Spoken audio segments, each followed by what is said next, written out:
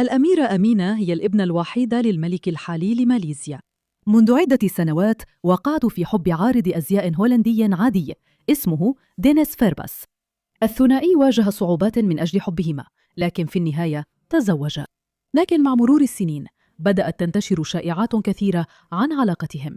طيب، إيه اللي حصل فعلا بينهم؟ إزاي يتقابلوا أصلا؟ إيه الشروط اللي اتفرضت عليه قبل ما يتجوزها؟ ليه الفستان اللي لبسته في فرحها عمل جدل كبير في البلد؟ وبعد حوالي 10 سنين إيه اللي حصل في قصة حبهم؟ اتفرجوا على الفيديو كامل عشان تعرفوا. ما تنسوش تعملوا لايك وسبسكرايب. يلا بينا نبدأ. العائلة الملكية في جوهور معروفة إنها من أغنى وأقوى العائلات في ماليزيا. على رأس العائلة دي السلطان إبراهيم إسكندر، ملك ماليزيا الحالي. هو تولى العرش في 2024 بعد ما حكم ولاية جوهور لسنين كتير.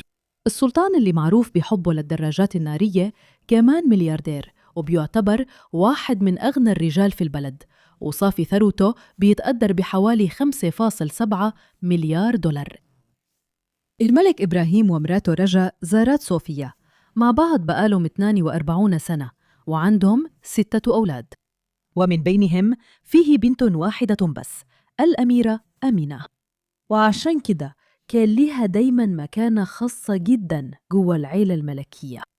الأميرة أمينة اتولدت في 8 إبريل 1986 في جوهور باهرو. من وهي صغيرة كانت نشيطة ومستقلة ومصممة تبني هويتها بنفسها. بدأت تركب الخيل وهي عندها 11 سنة، وورثت موهبة الرسم من والدتها. وهي عندها 21 سنة كانت بالفعل أثبتت نفسها كفنانة معروفة. بس ما وقفتش عند كده، أمينة كملت وبقت رائدة أعمال ناجحة. أطلقت ماركة مستحضرات التجميل بتاعتها وسمتها لوفين، الفن الملكي للجمال، وكمان بقت هي الوجه الإعلاني للماركة بنفسها.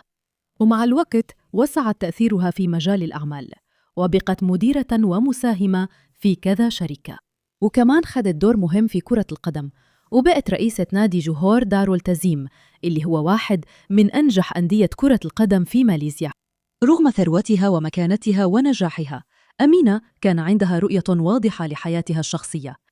هي كانت عايزة تتجوز عن حب، والقرار ده في الآخر غير كل حاجة.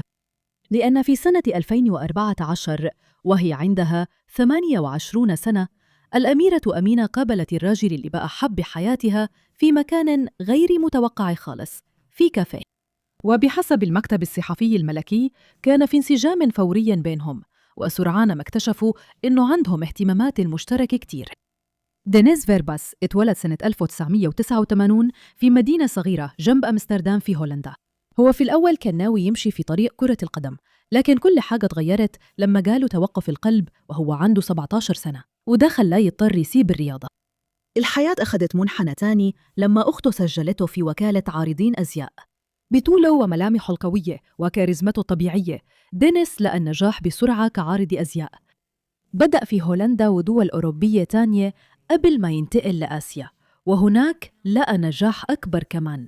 وفي الآخر وصل لماليزيا وبدأ يشتغل كمدير لمحل ومقهى JDT، وبعد كده بقى مدير التسويق لنفس نادي الكورة اللي كانت الأميرة نفسها رئيسة ليه. أمينة قالت بعدين إنها تشدت لدينيس بسبب شخصيته الطيبة والحنونة.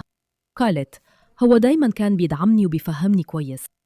دينيس من ناحيته اتأثر بيها على طول، لقاها جذابة وقوية وعقلة. بس قصة حبهم ما كانتش بسيطة، لأن إنك تحب أميرة ده شيء، وإنك تتجوزها ده حاجة تانية خالص. وطبعاً العلاقة دي ما كانش ممكن تتطور من غير موافقة والد البنت، السلطان إبراهيم. أكيد كان بيحلم إنه بنته تبقى زوجة أمير تاني أو راجل من أصل نبيل. دينيس ما كانش عنده لا أصول ملكية ولا ملايين في حسابه البنكي، لكن الأميرة كانت بتحبه. لحسن حظ دينيس، أم السلطان إبراهيم نفسها كانت ست إنجليزية عادية، جوزيفين روبي، قبل ما تتجوز وتدخل العائلة الملكية في جوهور. وعشان كده السلطان كان فاهم أكتر من أي حد إن الحب مش دايماً بيتبع التقاليد الملكية، وبالتالي هو ما عارضش العلاقة دي. بس هو حط شوية شروط. أول شرط، دينيس كان لازم يعتنق الإسلام، في سنة 2015 هو اعتنق الدين وأخذ اسم دينيس محمد عبد الله. وتاني شرط كان لازم يدرس الثقافة الماليزية وبروتوكولات القصر الملكي بالتفصيل. وفي الآخر كان لازم يمر بعملية تقييم ملكية رسمية مصممة علشان تحدد إذا كان فعلاً مناسب إنه يتجوز الأميرة. وفي النهاية اتقبل. في أغسطس 2017 اتجوزوا رسمياً في حفل جذب انتباه البلد كلها. الحفل الخاص اتعمل في قصر بوكيت سيرين اللي هو المقر الرسمي للعيلة الملكية في جوهور باهرو، وحضروا العيلة والأصحاب القريبين، ومن ضمنهم أهل دينيس وإخواته اللي جم مخصوص من هولندا عشان يشوفوا اللحظة دي. دينيس لبس اللبس الماليزي التقليدي الأبيض بتاع الجواز، وأمينة اختارت فستان أبيض بسيط وأنيق في نفس الوقت. خلال الحفل دينيس عمل حركة مؤثرة خلت كل اللي في القاعة يتأثروا. هو ألقى قصيدة لعروسته ووعدها إنه هيحبها طول عمره. بس اللي فعلا فاجئ الناس كان القصة ورا فستان أمينة. عمتها كشفت على السوشيال ميديا إنه الشخص اللي فعلا نسجه كان مسجون بيقضي عقوبة في السجن. محدش كان متوقع إنه في عالم حفلات الزفاف الملكية وفساتين المصممين أميرة جوهر تختار فستان منسوج بإيد مسجون. ده فتح نقاش في كل البلد وقال كتير عن نوعية شخصية أمينة الحقيقية. دينيس ما بقاش أمير بعد الجواز، لكن حماه كرمه بلقب داتو، وده شبيه شوية بلقب سير البريطاني. بعد الفرح الزوجين انتقلوا لبيتهم الخاص وبدأوا يبنوا حياتهم سوا بهدوء وبعيد عن الأضواء.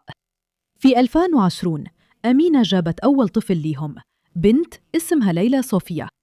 في 2022 رزقوا بولد واسمه لسه ما تعلنش للناس.